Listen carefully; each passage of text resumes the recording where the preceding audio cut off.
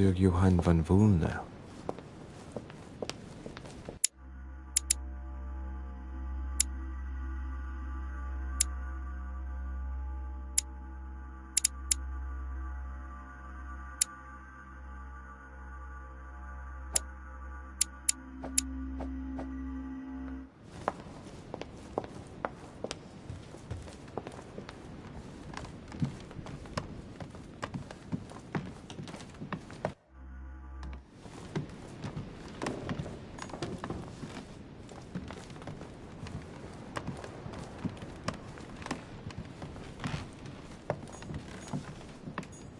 President George Washington.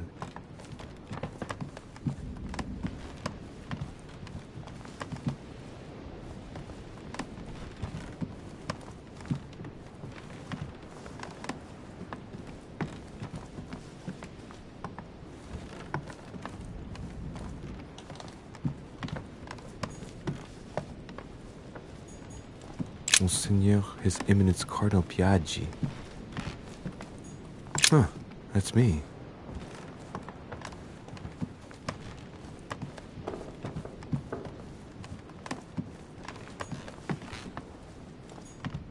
Duke Manuel Godoy.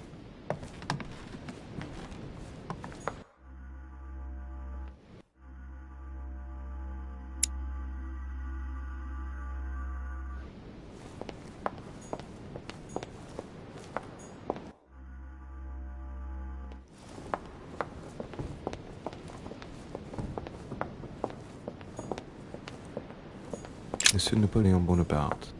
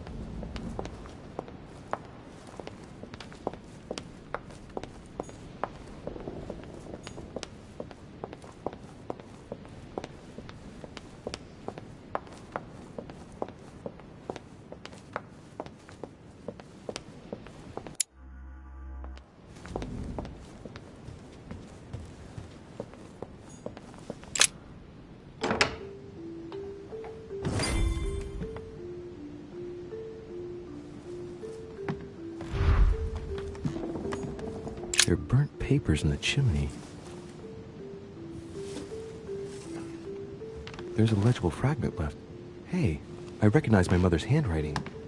She says we must find a safer way to communicate. Someone is onto us. Trust in my faith in the man with the sword. So Mother had an accomplice here. Who could it be? Who could she be suspicious of? I must find the next part. Faith, sword. I recognize her love of riddles there. Great. Honey.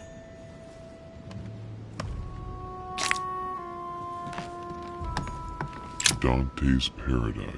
Raise your head and be reassured, for what comes up here from the mortal world must ripen in our rays.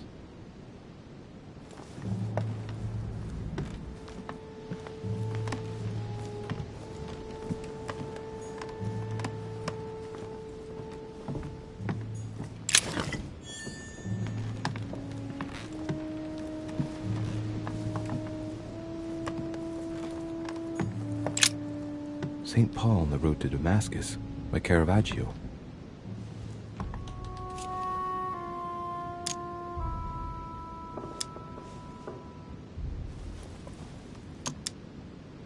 A fierce opponent of the first Christians, St. Paul is suddenly struck by the call of Jesus Christ and converts.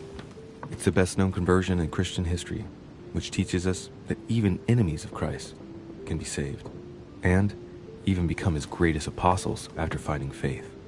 From what I can recall, the account of his conversion could be found in the epistles to the Galatians, the Philippians, the Corinthians, and the Acts of the Apostles.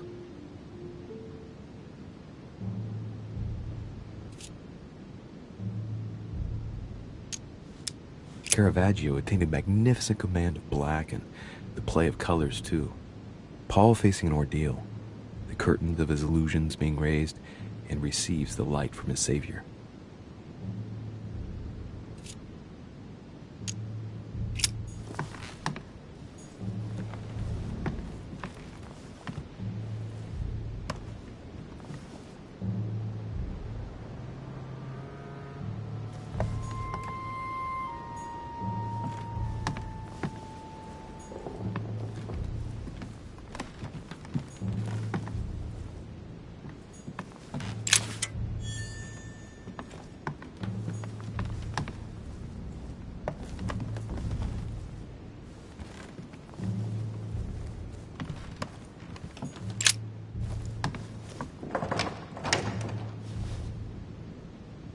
The door appears to be locked on the other side.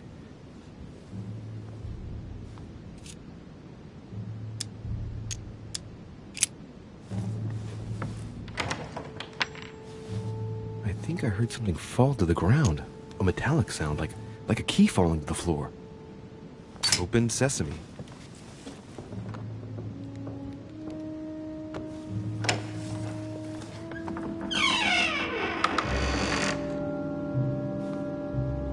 It's open.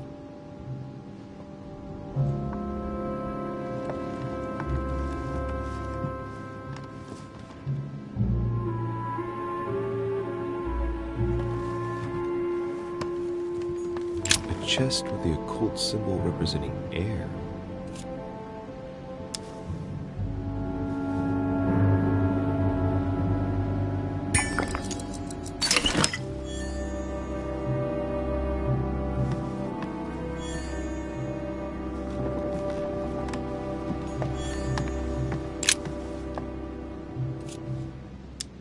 A drawing of the Apostle Matthew, painted by Guido Reni. He's represented as writing the word of the Lord, transmitted by the Holy Spirit, who appears here in the guise of an angel.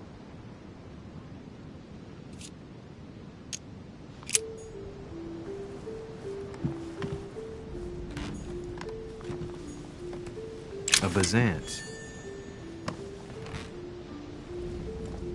The New Testament.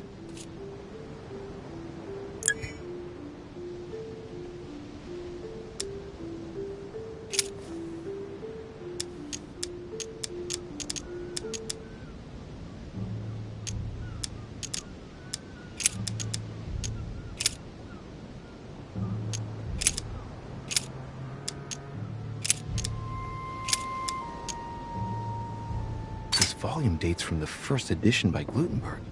It's the first book that was ever printed. The pages are covered in annotations in Latin, French, and Hebrew. Someone spent years studying this Bible. A volume of the Gutenberg Bible.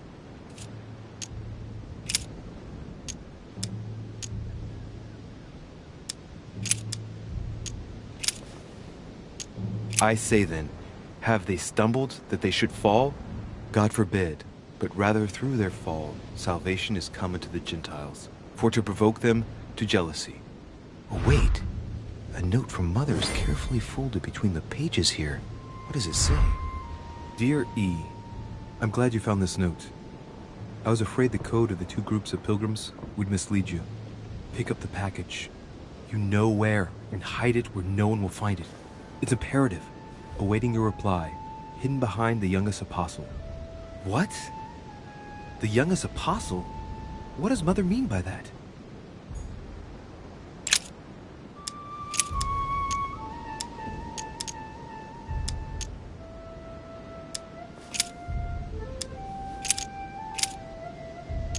And great multitudes were gathered together unto him, so that he went into a ship and sat, and the whole multitude stood on the shore.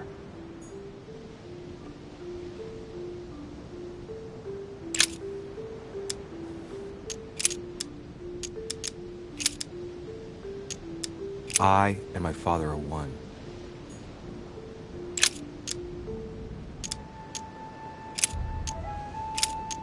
He that believeth on him is not condemned, but he that believeth not is condemned already, because he hath not believed in the name of the only begotten Son of God.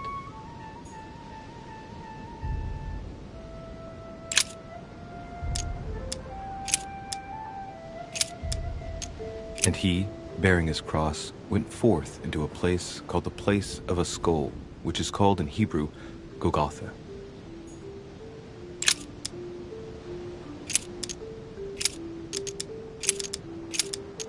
Now there is at Jerusalem by the sheep market a pool, which is called in the Hebrew tongue Bethesda, having 5 porches.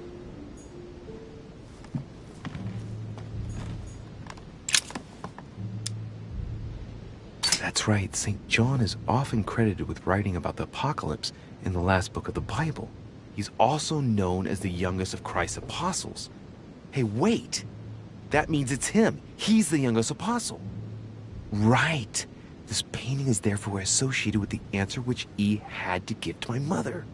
Now, I just need to know how to recover the answer.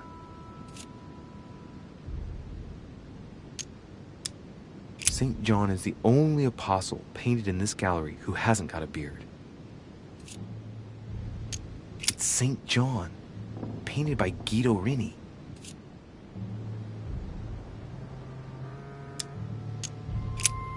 The painting looks like it's been taken down recently. But wasn't my mother said that she would wait for an answer hidden behind the apostle? Ah, of course! There's something written behind the painting. On the second day, the pilgrims will listen to the prophecy of the young apostle. They shall add 1 companion to their left and 3 to their right to complete their rank. What does it mean?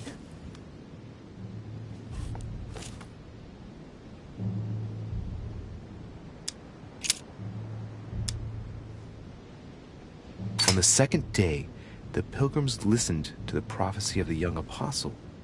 The prophecy of the young apostle, that was John, and the prophecy mentioned is most likely the book of Revelations according to St. John.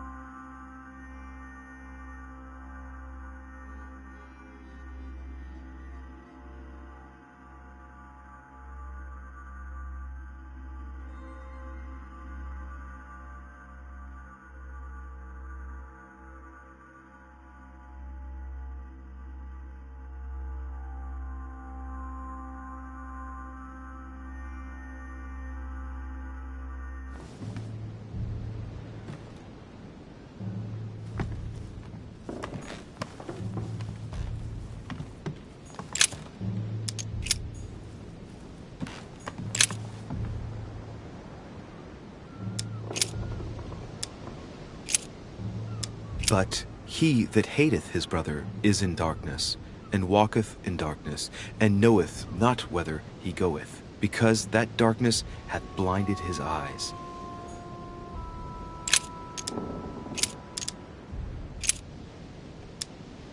And ye know that he was manifested to take away our sins, and in him is no sin.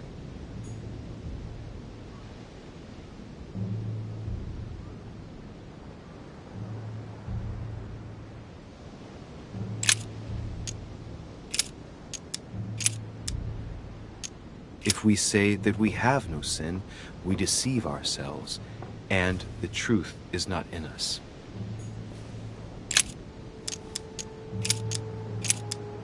Hereby know that we dwell in him, and he in us, because he hath given us of his Spirit.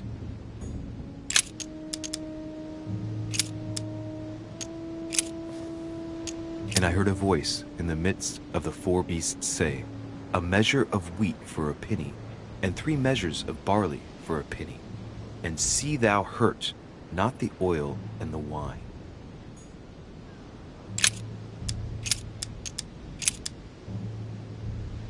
Saying with a loud voice, Worthy is the Lamb that was slain to receive power, and riches, and wisdom, and strength, and honor, and glory, and blessing.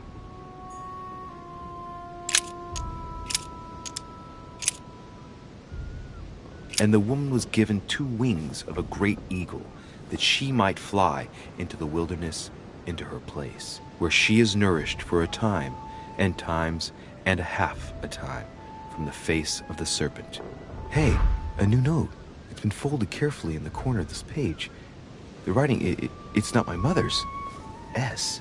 I found the book in your effects. I've concealed it where no one can get their hands on it.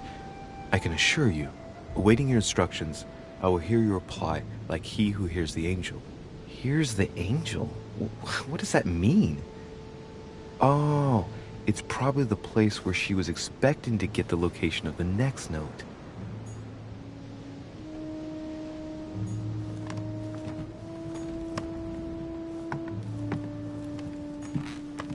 Several portraits of apostles, all signed by Guido Reni. Looks like someone touched this commode recently. There are fingerprints on the sheets and in the dust.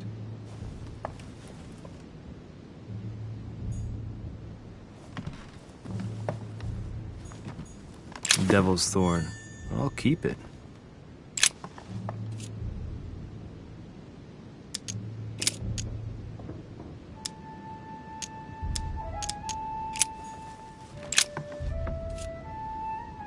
Painting of St. Mark from the collection of the Apostles by Guido Reni. There's nothing worth noticing here.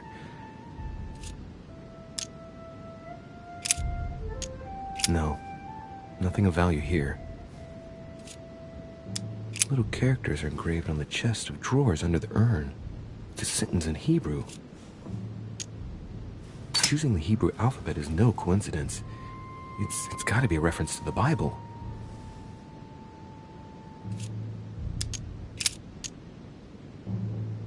There are finger marks, deliberately drawn in the dust. 8 in all. It's too cumbersome for me to unhook here, but judging by the dust, it hasn't been moved for months, if not years.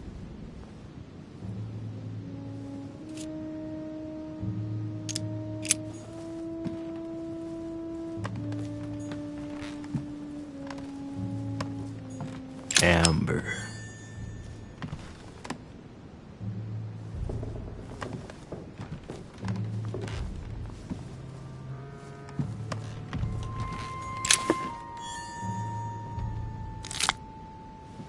St. Paul painted by Guido Reni. St. Paul is shown holding a sword. Strange. There's hardly any dust, as if the painting's been cleaned recently. There's a small inscription engraved on the frame. Let's take a closer look. This is how Paul spoke to his pilgrims from Rome. Just above that, someone's written down the figure 11 on the painting and underlined it twice. I don't know, what does that mean?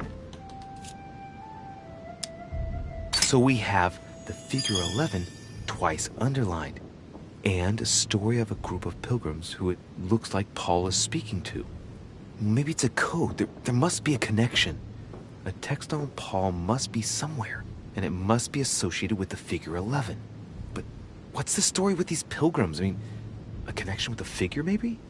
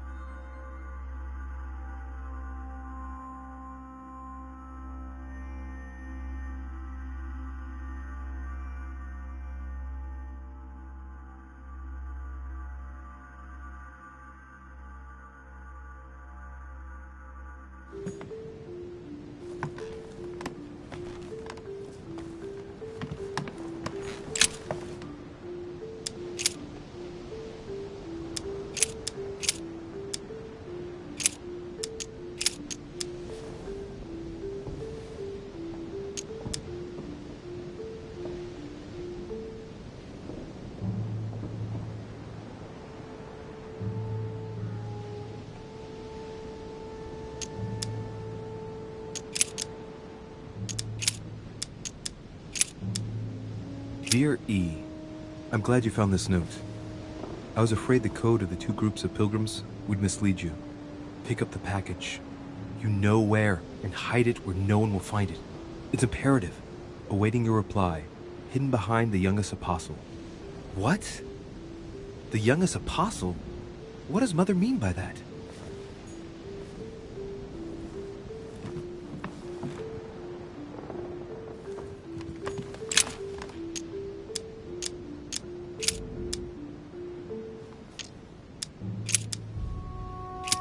John, painted by Guido Rini.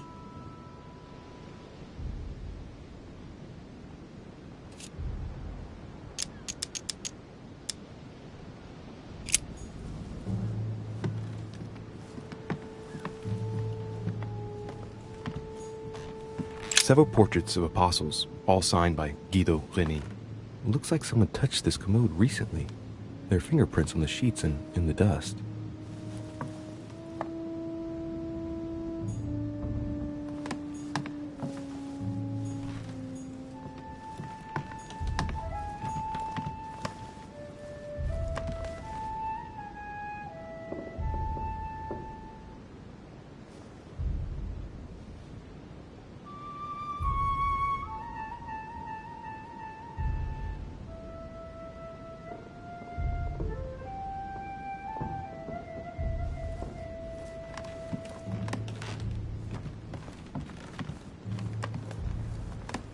St. Paul, painted by Guido Rini.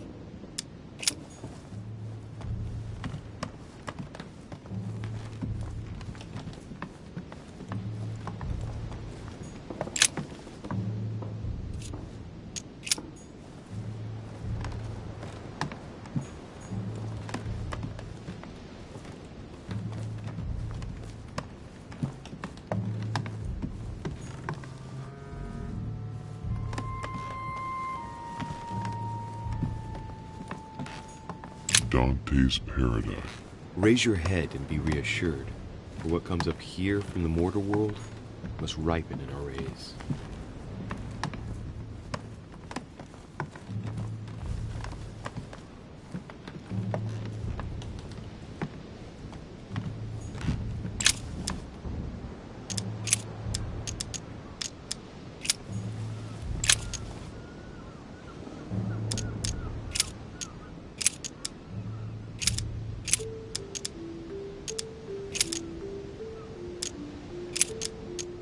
I guess I'll just come back later.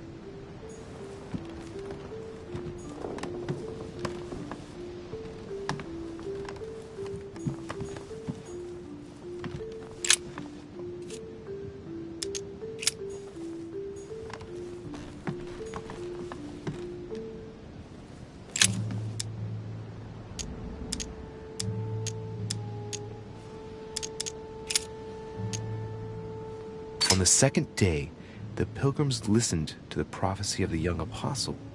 The prophecy of the young apostle, that was John, and the prophecy mentioned is most likely the book of Revelations according to St. John.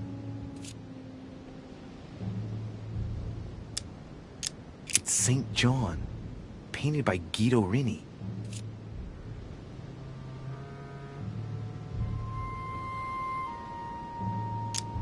On the second day, the pilgrims will listen to the prophecy of the young apostle. They shall add one companion to their left and 3 to their right to complete their rank. What does it mean?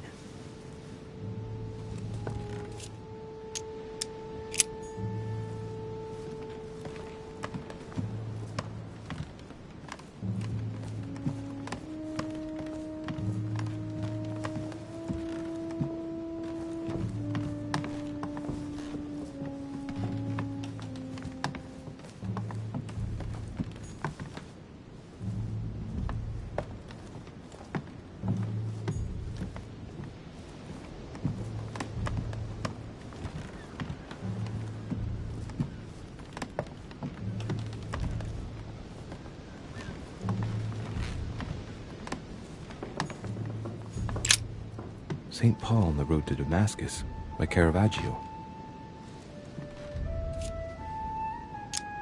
St. Paul is the only saint to be presented twice in these paintings, contrary to the other apostles. How come?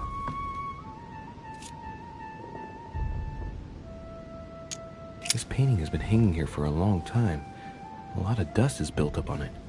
Well, a finger has drawn a number in the thin layer of dust. I can read the number 4.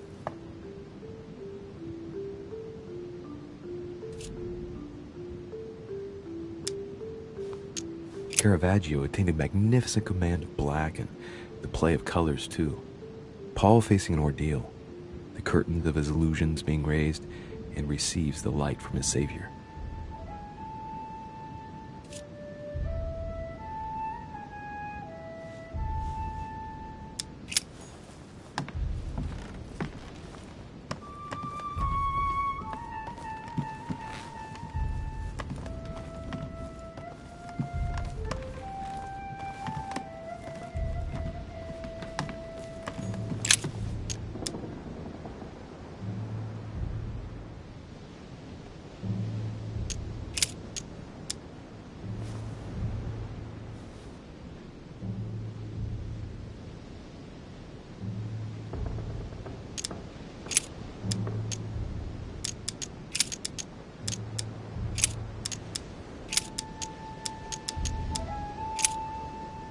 Because we look not at the things that are seen, but at the things which are not seen.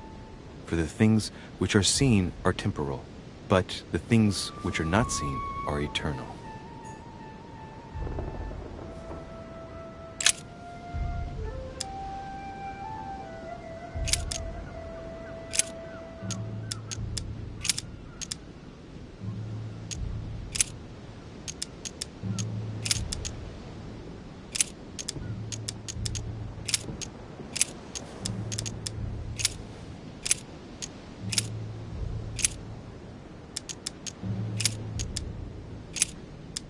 Finally, brethren, whatsoever things are true, whatsoever things are honest, whatsoever things are just, whatsoever things are pure, whatsoever things are lovely, whatsoever things are of good report, if there be any virtue, and if there be any praise, think on these things.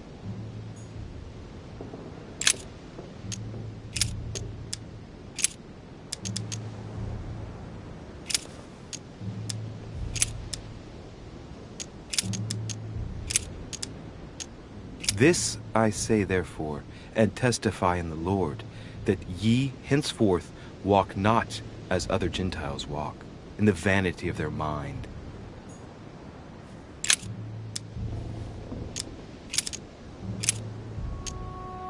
In him God has chosen us before the foundation of the world, that we may be holy and blameless before him.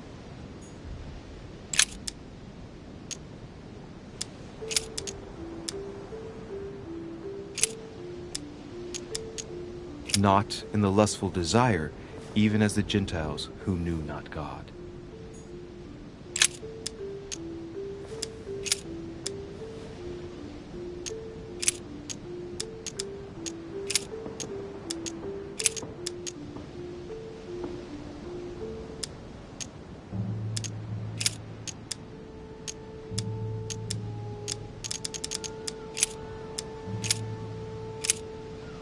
I guess I'll just come back later.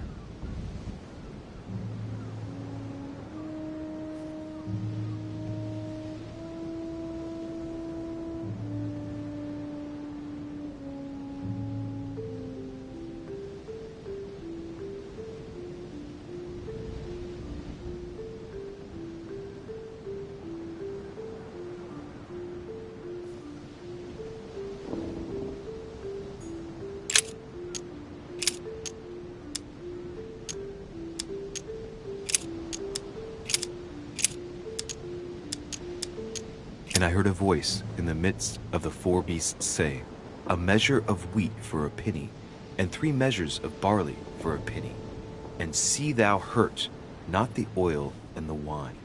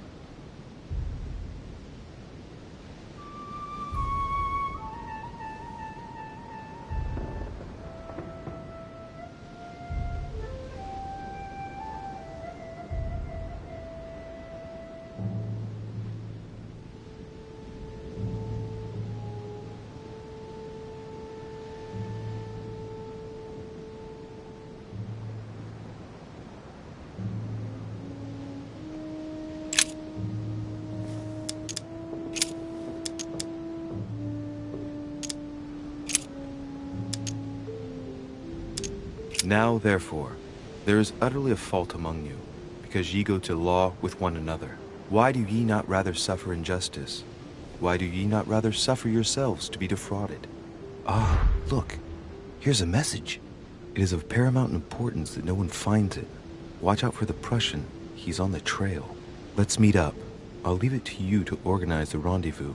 Not today. I'm unable to do it. In the meantime, I'll follow the first group to Mark, who will reveal the answer to them.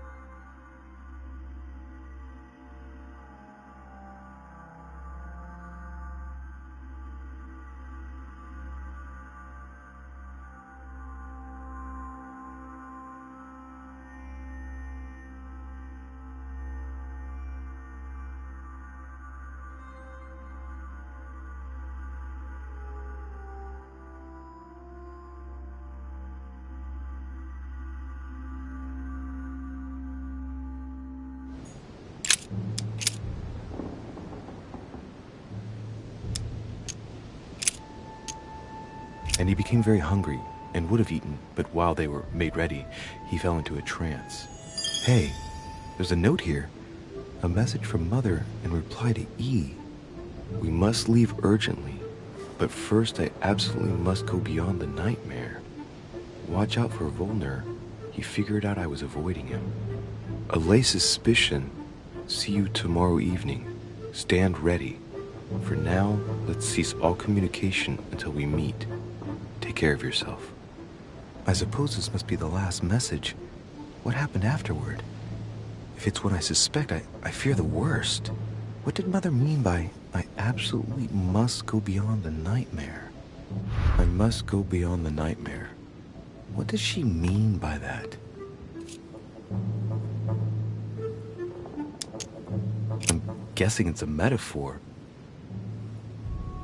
I need to figure out what this means. Mortimer's getting his guests together. I ought to join them so I don't look suspicious.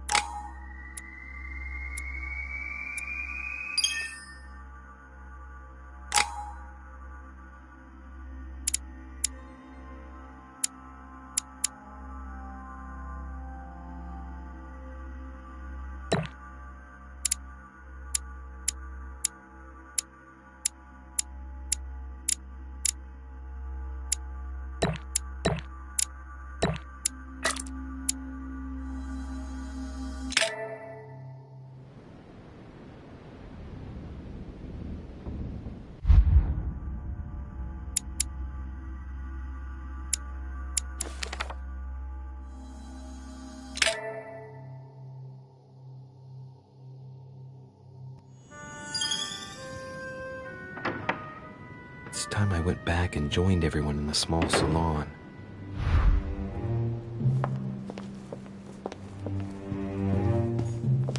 You are expected in the small salon, sir.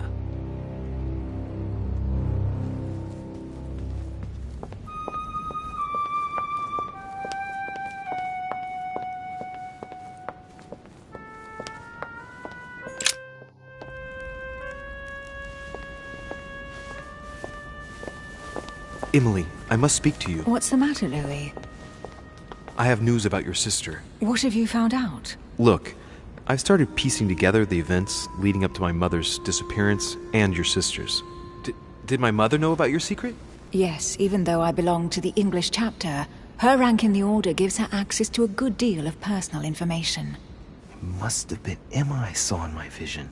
I was given to understand that my mother and your sister bonded during their stay. If Mother's really killed her sister, I'd better find her by myself. They say they spent a lot of time together. They got along well. Oh, really? Do you think your mother liked Duchess Hillsborough? Of course she did. After all, she's your sister. Well, we'll find them, Emily. Trust me. Should I speak to her about my vision? If what I saw is true, she might want to take revenge. I better keep that to myself for the time being. Come, Louis. They're waiting for us.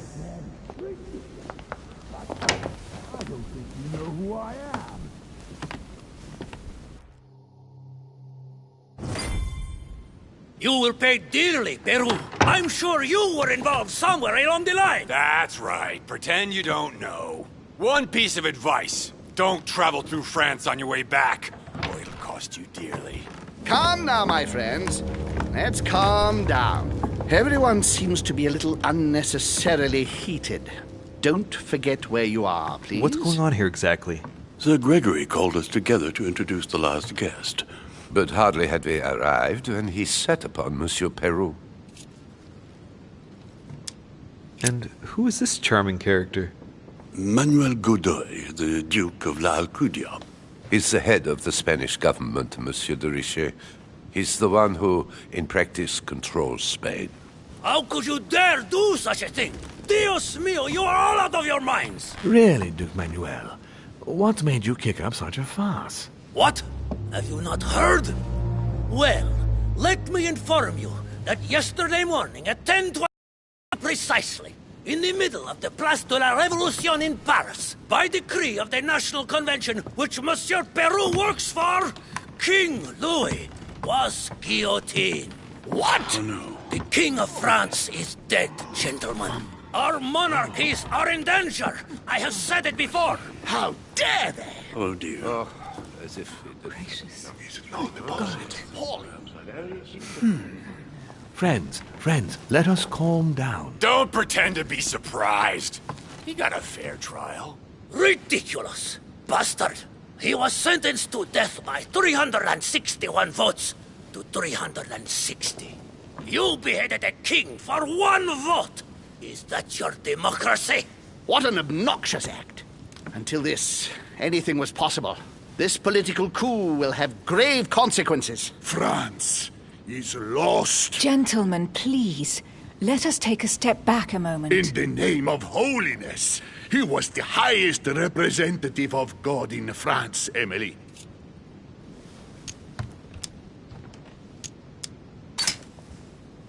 If I remember rightly, what Mother told me one night, King Louis was secretly also part of the Order. I wonder what impact his death will have on us. Sad news, sir.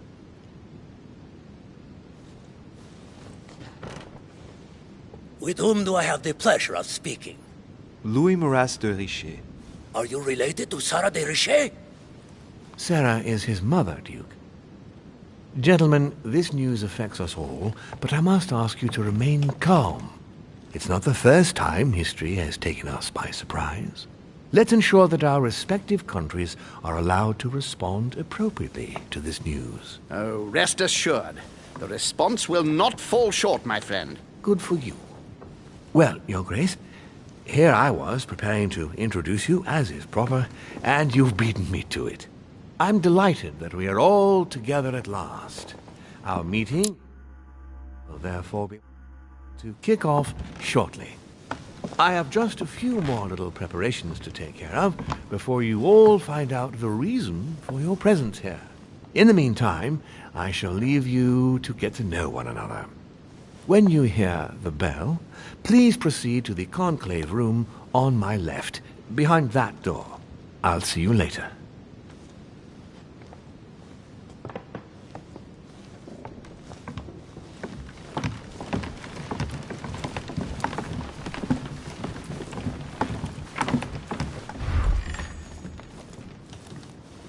Could you spare a moment, please, sir? I'm glad you asked. I want to talk to you, too. Of course. I heard...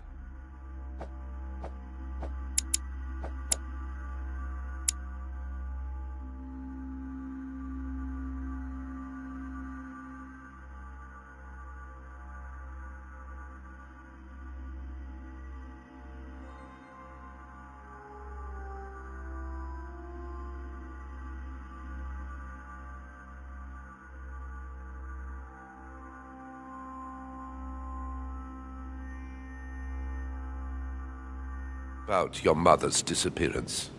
He looks concerned. I don't know why, but I doubt it's from sympathy alone. Well, let's see what he wants from me. Any news of her? Have you found her, maybe? To hear you speak, it sounds like you and my mother were close. Let's say I hold your mother in high esteem, yes. We were even planning to work together. That's what he was getting at. Did she tell you about our arrangement? Absolutely, but I was hoping that you could tell me more about it. Well, she was planning to sell me a very old book. I will make no secret of the fact that I am passionate about the subject, and when Sarah spoke to me about it, her account literally had me enthralled. I can think of nothing else since. You might have come across some old books in her belongings, perhaps? As my mother's got so many old books, I'm afraid I won't be able to... Oh, it's easy. You can't mistake this one. It's an ancient grimoire, composed of 7 parts. Each one is closed under lock and key.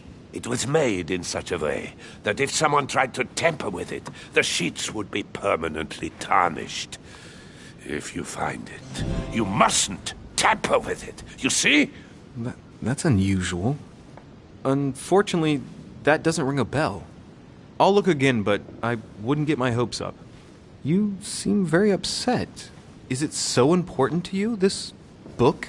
Well, it's the search of a lifetime. What can I say? Every time I move closer to it, it seems to slip away at the last minute. I was very surprised to learn that your mother had it in her possession. I thought it was with a certain von Borchardt in Paris. Do you know him? Indeed. One of your close friends? No, not really, but we were close once. Precisely over the case that concerns us now, because he claimed to have the book I'm looking for. Another dishonest person. What can you say? Can't trust anyone these days, huh? No, you can't. I hope I've been able to satisfy your curiosity, Mr. von Wollner, and that you succeed in finding what you're looking for. Oh, and so do I. And now, what if you told me who you really are working for, instead of keeping up this pretense? I beg your pardon? We both know what you're looking for, von Wollner. You're the one who von Borchardt was planning to sell it to. For centuries, all those who have come into contact with the Al-Azif have bitterly regretted it, Monsieur de Richet. You are playing a dangerous game. Please know that I am working for someone who does not appreciate anyone poking around in his business. Let me guess. Your dear king, I should think. What? You mean Frederick William? Oh, my poor fellow. You are miles away. That stupid, pretentious puppet wields no real power. But seeing as you do not wish to be serious, so be it. Good luck to you.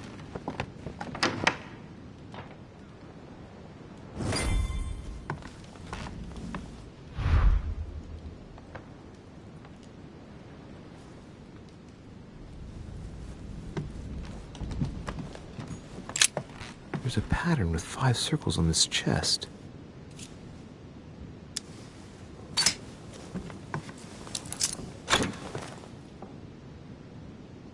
All right. I've retrieved everything.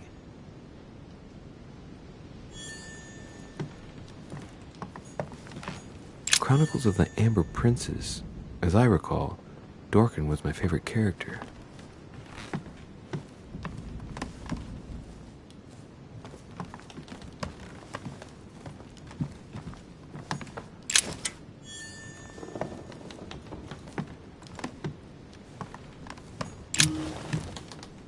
Monsieur Bonaparte, may I speak with you a moment? May we?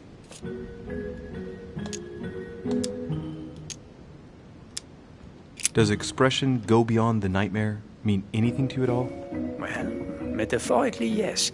It sums up the career of a soldier quite well. I doubt that is what you want to hear, though. Indeed. That's surely not what I'm looking for. Well, monsieur, if you are looking for a phrase book, Lord Mortimer must surely have one, given the number of books he has. You ought to check in the library of the tower. You never know. Would you have any more information about the conference Lord Mortimer spoke of? Nothing at all. Mortimer is very committed to secrecy when it comes to his conferences. But given the presence of Monsieur Peru and ourselves, I think it must concern France to some extent. Otherwise, I doubt he would have invited 3 Frenchmen to his table, huh? What do you think of Duke Godoy? Well, I'd rather not express any opinion of him. Why is that? His reputation is enough for me.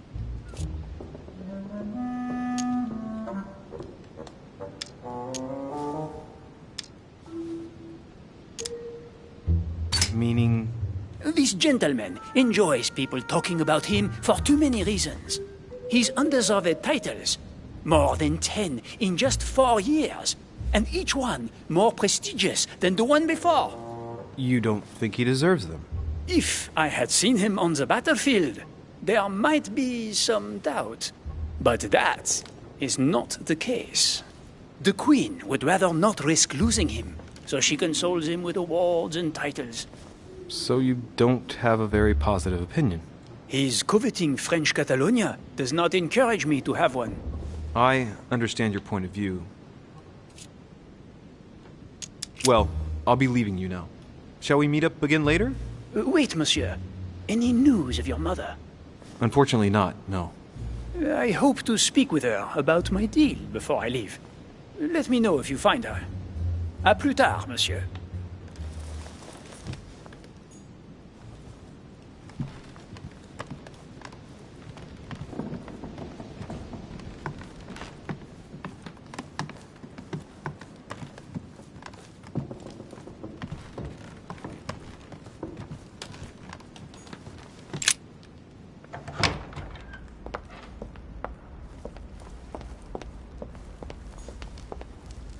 What can I do for you, sir?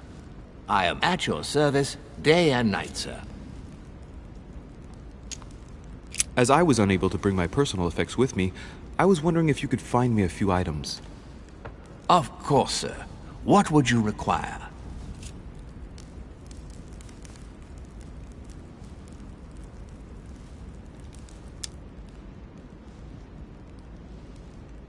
My good fellow, would you have any amber available? I would, but unfortunately I don't think I am authorized to give it out, sir. I believe it is a precious stone.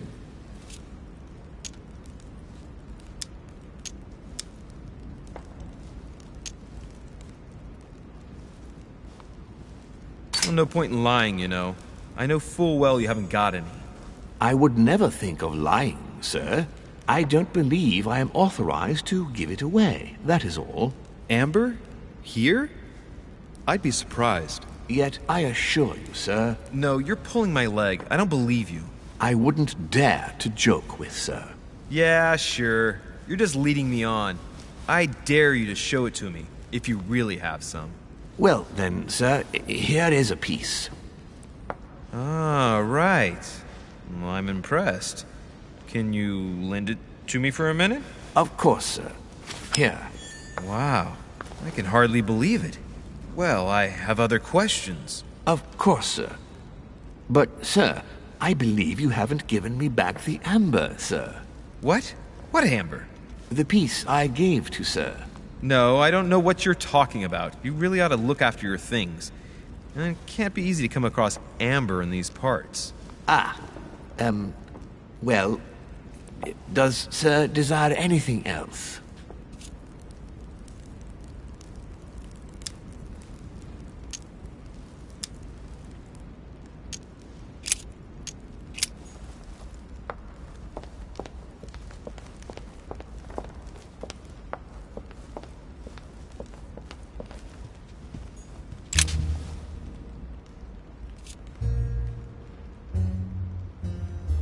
Go beyond the nightmare.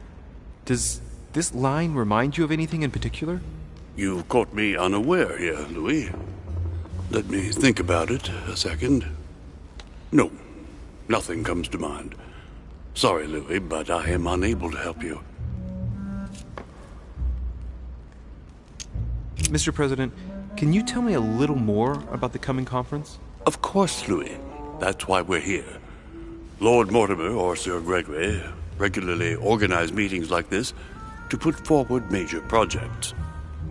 What do you mean by major projects? I'd prefer to let Lord Mortimer explain that to you, Louis. Let's say he brings together influential people in order to consider possible actions to undertake to guarantee the future of nations. Do you know the theme of the conference? Not in the slightest. None of the guests know the theme before arriving. But you'll see, everything will turn out fine. Don't worry. Mr. President, what do you think about your counterpart, Duke Manuel?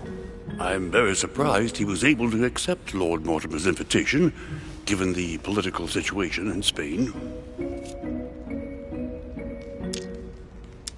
I wonder what promise Lord Mortimer could have made to make him agree to come here, given the circumstances.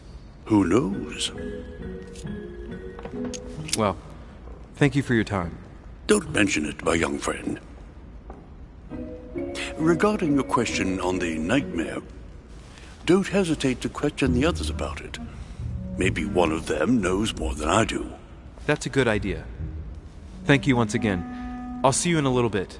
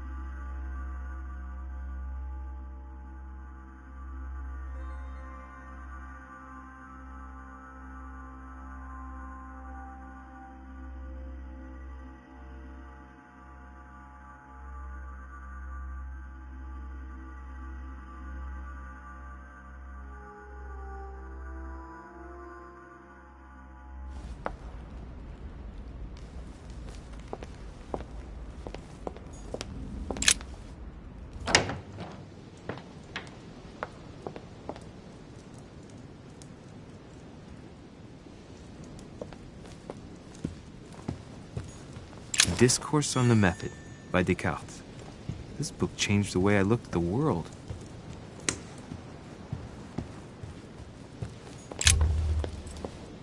Ah, Louis. Just the man. Good Lord. How did the king come to be executed?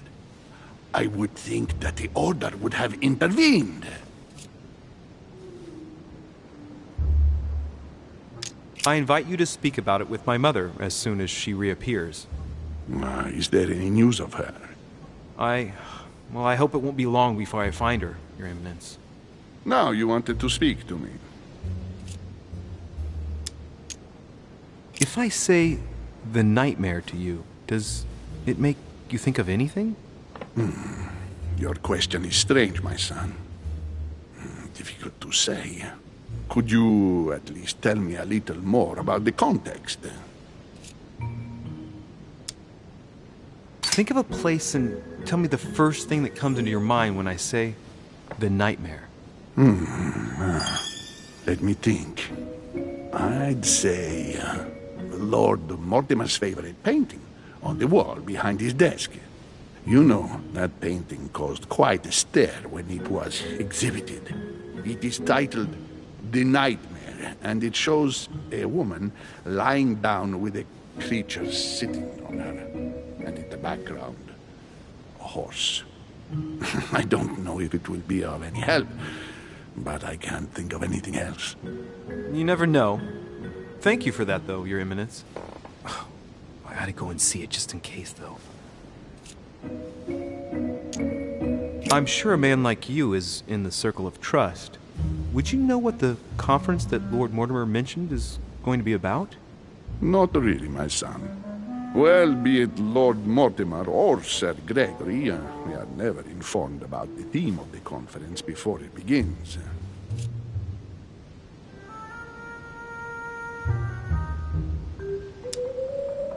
I'm sure a man like you is in the circle of trust.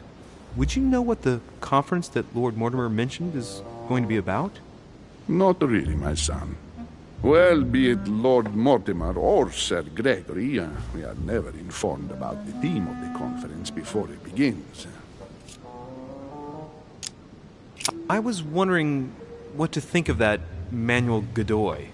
He is reputed to be a very ambitious character, at every level. But his faith is unwavering. He is a staunch defender of the Church. You can believe me.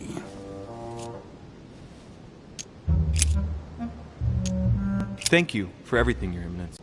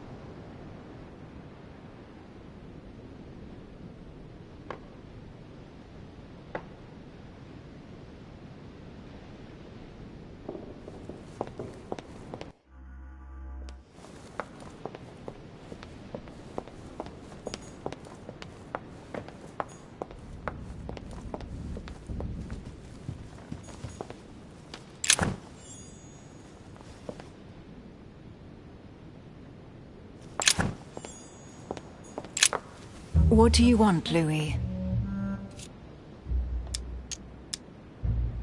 What do you think of our last guest? Well, I never thought I would get the chance to meet that Hispanic Casanova in the flesh. His reputation is well known. The gentleman collects lovers, including, would you believe it, the Queen of Spain. I doubt that Lord Mortimer invited him for his charm, if you want my opinion.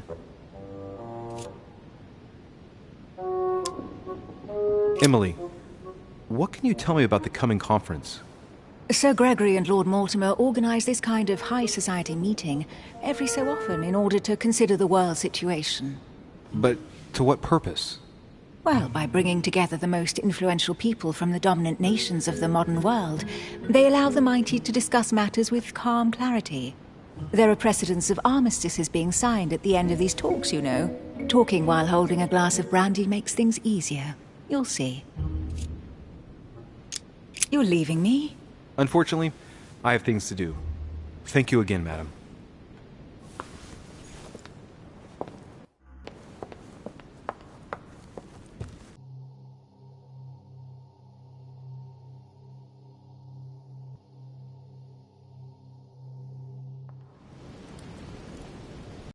The Nightmare painted by Fuseli in 1781. Ah, this must be what my mother was talking about.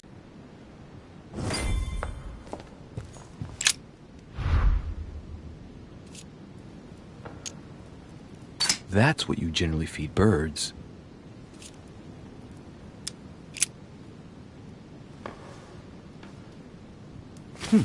Might come in handy.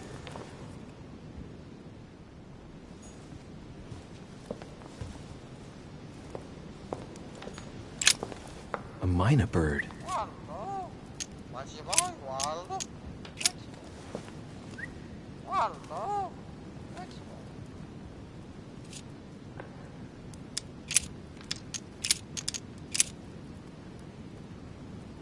Sarah de Riche? Waldo, you know Sarah?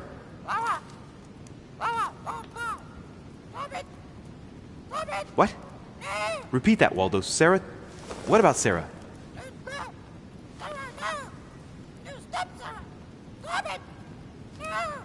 Good God, what's been happening here? Well, Waldo, is your master good?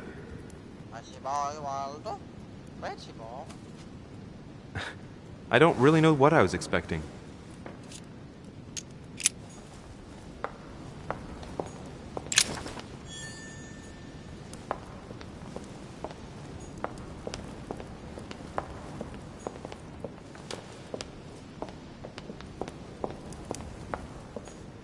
No, what have we got here? Oh, it looks like a model. A model of a lock. It's as if Mortimer is fond of complicating things sometimes. Well, I hope I never have to try and unlock it.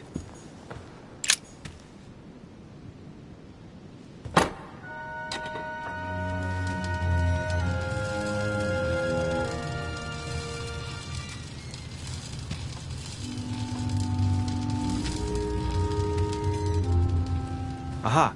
I found it. Oh, what on earth is this? A ring lock now? Great. That's all I needed.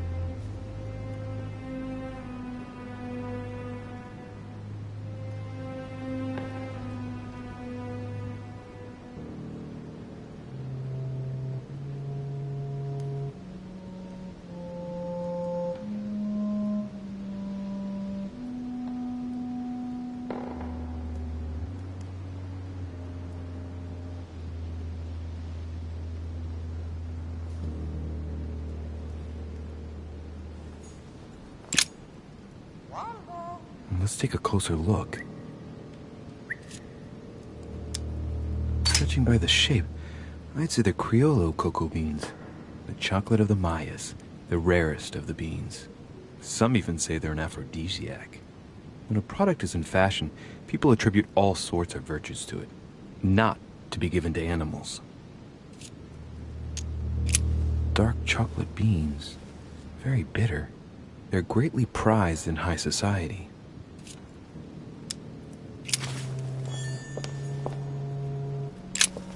A mynah bird.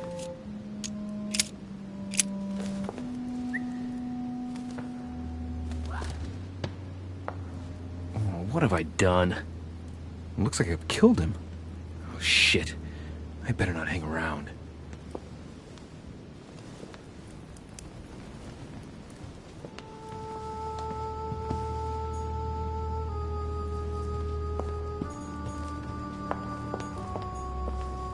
This painting isn't finished. And it looks like Mortimer probably did it. Not bad, but you can't exactly say it's been done in the style of the period. Coup de Lance by Paul Rubens. It's Christ on the cross as Longinus pierces his side with his spear. Rubens, he was a great painter.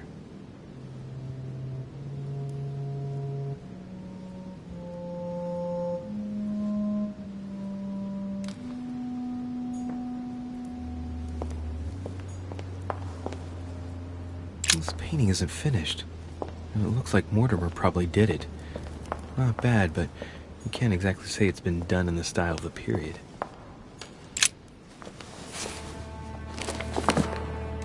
History of the First Crusades by Pierre Amédée de la Salle. Hey, the dates indicate AL, and it looks like 4,000 years have been added to our calendar. Oh, that counting system again.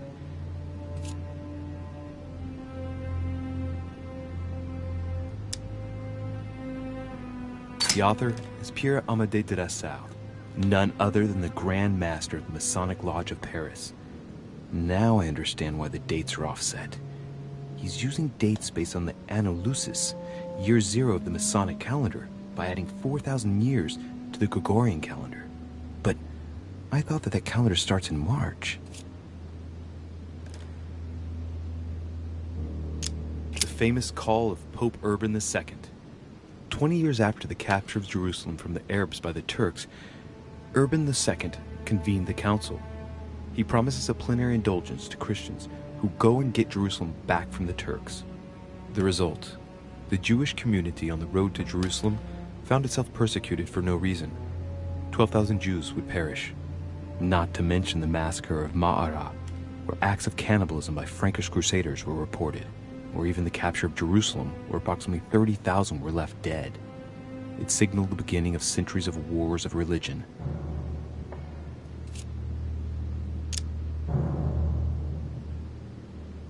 Or how Louis VII, King of France, eager to be pardoned for the death of thousands of innocent people in the fire of the Church of Vitry, convinces the Pope to authorize him to lead his own crusade. The result, in Germany, a new outburst of violence against the Jewish community, and a monumental fiasco by poor Louis VII, cuckolded by his wife's uncle. The famous call from Pope Gregory VIII in his Audita Tremendi bull of 5,187. Oh, the crusade where Richard the Lionhearted distinguished himself. It states the first sea blockade of Saint-Jean d'Acre was broken in the 12th month of 5,190 AL, whereas the siege had been going on for 2 years.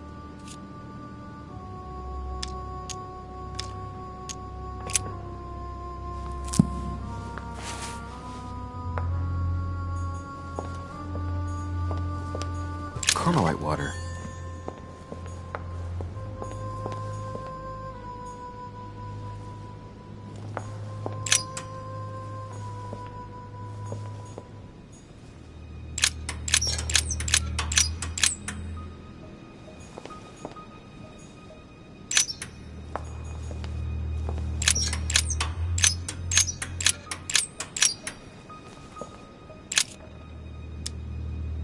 It's a complex mechanism.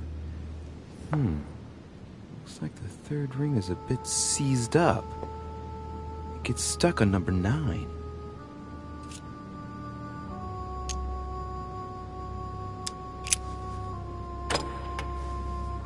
Well, I got it wrong.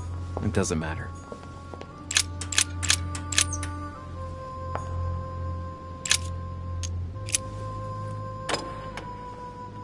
well, I got it wrong. It doesn't matter.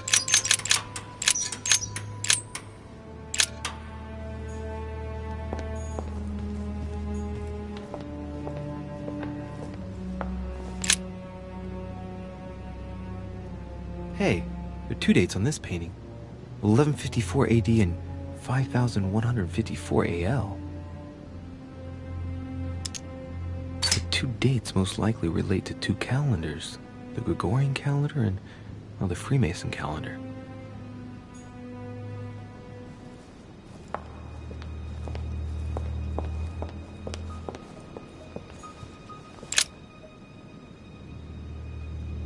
A painting depicting the Third Crusade.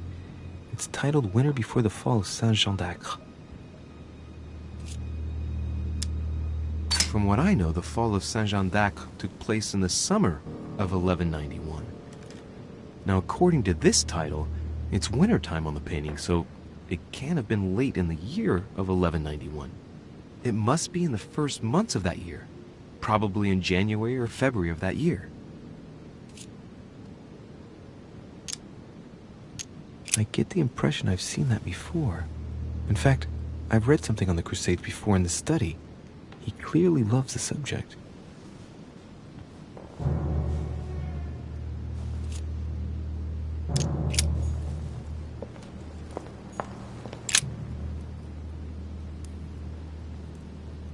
William Alexander Mortimer I, the 12th month of Anno Lucis, 5190. That's a funny date. That date in 5,000 is something again. I wonder what in the world it means.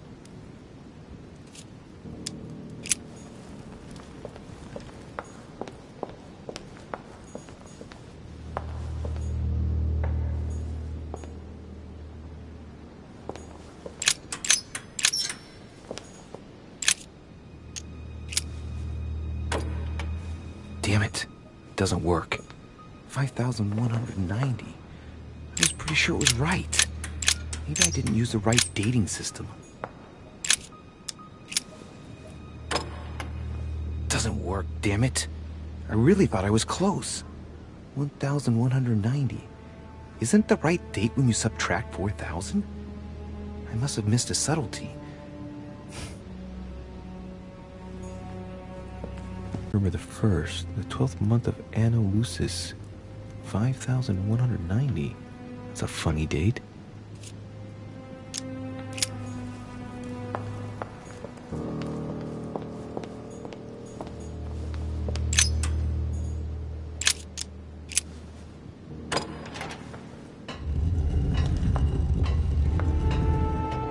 Open sesame.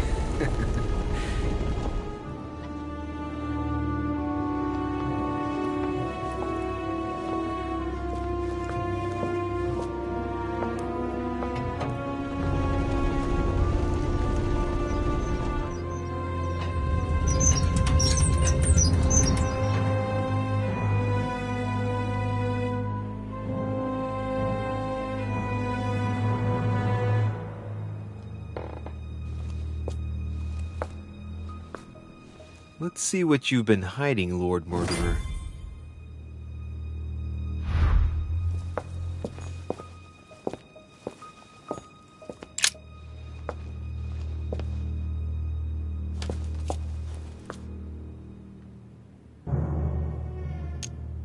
It shows the forces present in Africa. This is unexpected activity in this sector. It looks like there are also many unknowns, even for Mortimer.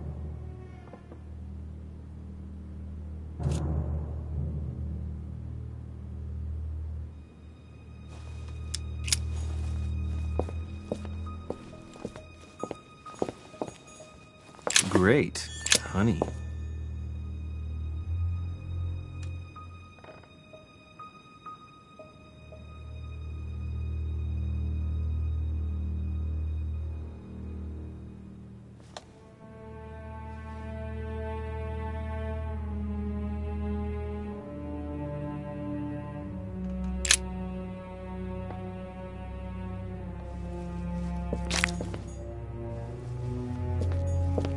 Weakness of the Human Psyche by Guillaume Trimore.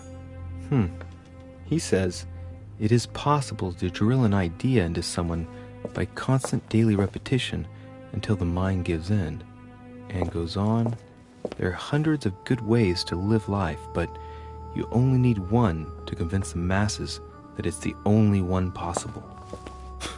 The author isn't letting any ethical principles get in his way, is he?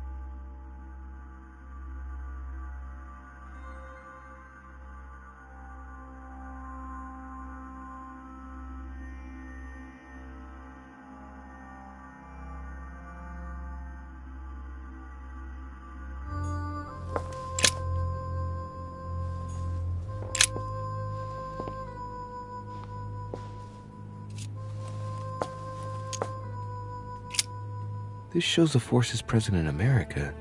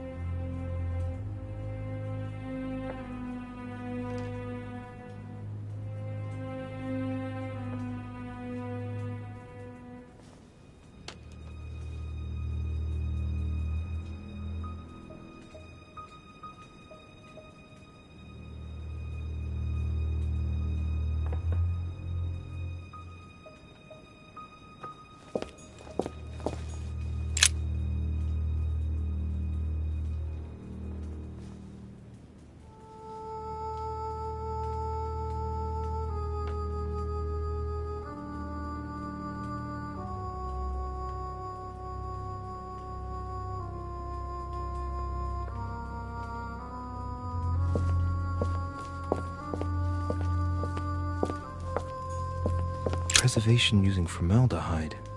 Just as disgusting as ever.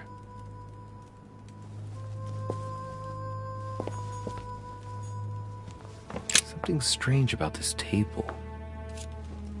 What kind of experiments does Mortimer carry out here? It's a dissection table. So Mortimer does autopsies. Here on his desert island. But who is he doing autopsies on then? The little surgeon's perfect collection.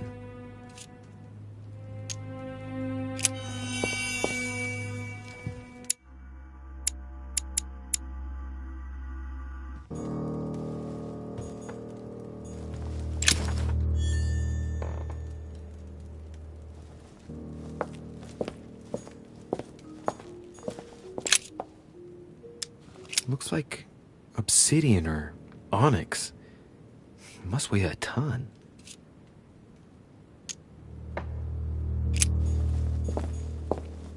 These are feathers. Pigeon, probably. A skeleton by the name of Gustav, if the plaque on the plinth is anything to go by. Mortimer's given a name to his anatomy skeleton. That's morbid.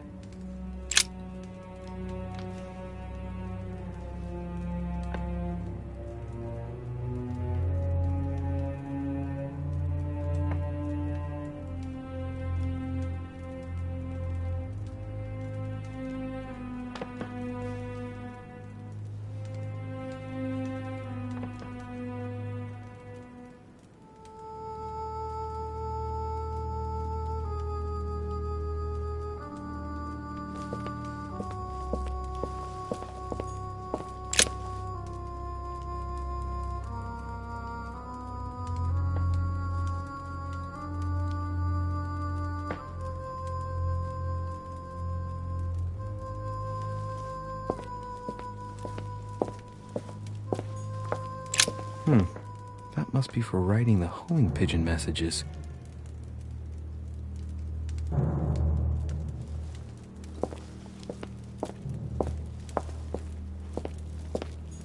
Carmelite water. They say that if you drink this, it gives you a real boost.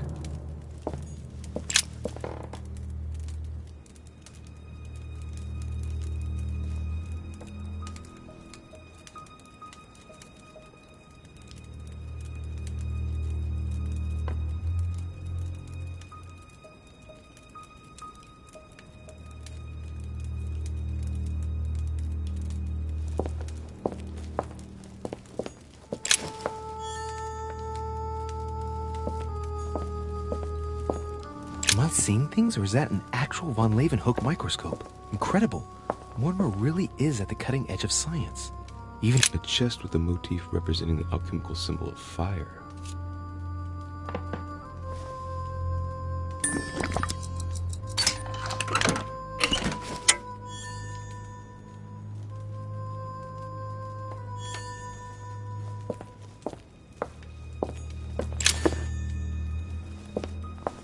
Table of alchemical elements. So, Lord Mortimer also studies alchemy? It seems like he's interested in everything.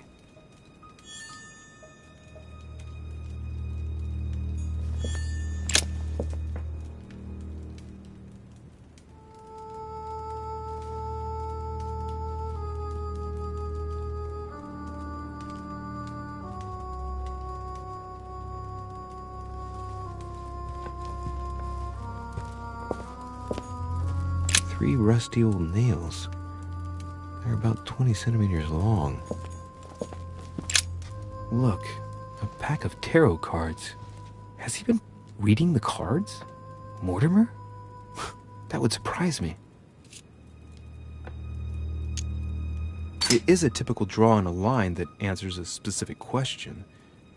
To the left, temperance. That announces a reward for one who patiently waits before taking any action. And in the middle, the chariot, which symbolizes triumph and business success. To the right, the emperor evokes a future full of power and stability.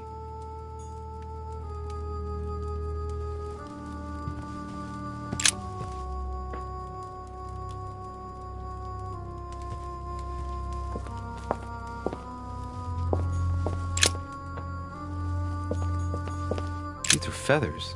Pigeon, probably.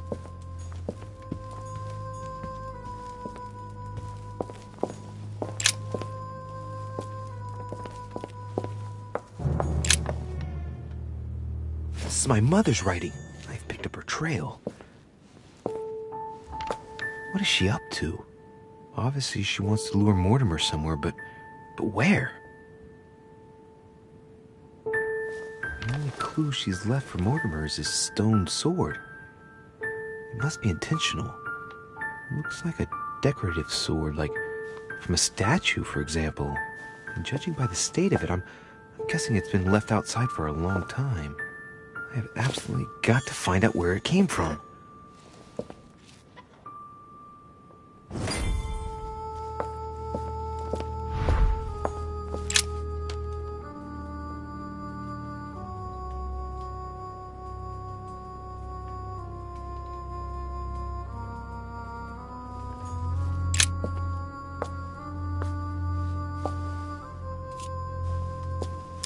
It shows the forces present in Europe.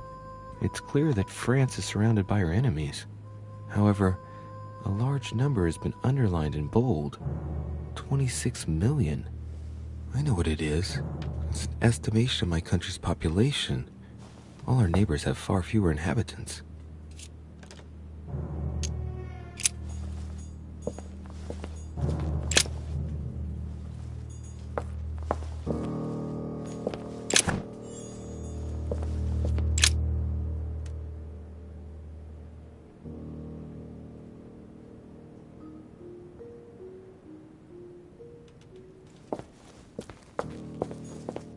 It's locked.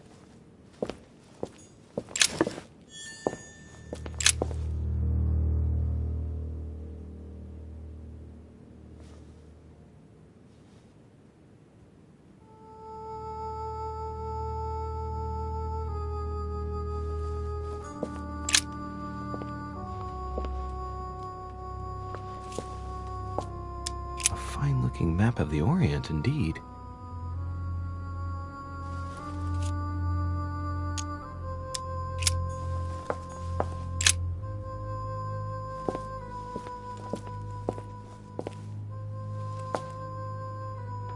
Oh, shit. How am I gonna get out of here now?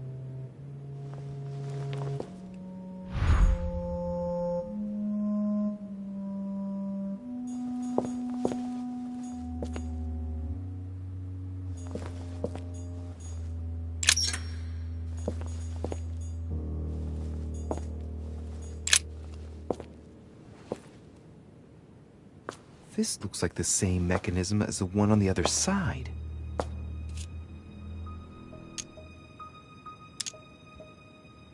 These cylinders rotate on the same central axis, so when I enter a number on one side, it corresponds to another one on the other side.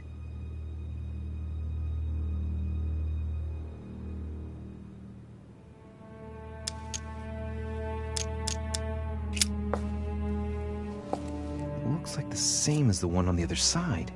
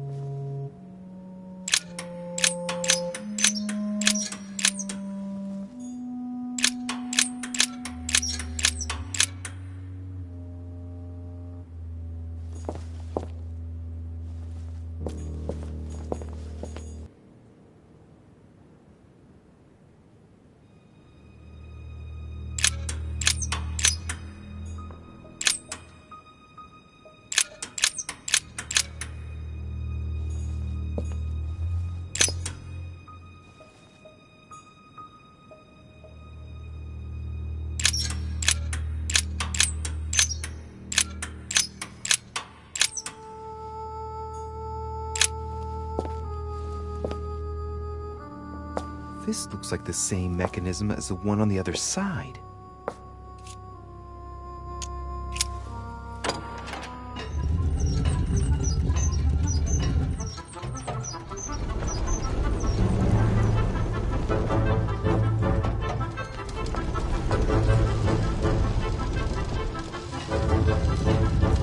Well, we better not dwell on it then.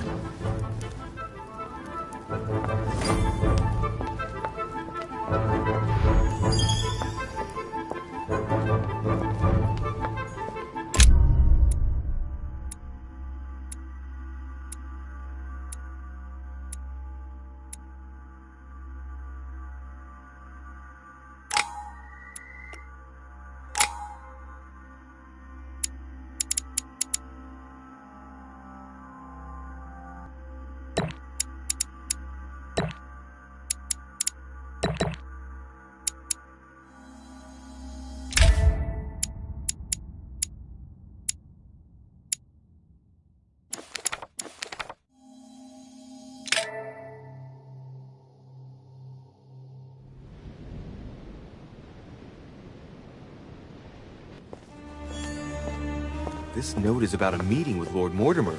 There's no doubt about it. Alright, I need to find out where the sword that came with it's from in order to find Mother. You're joking, I hope.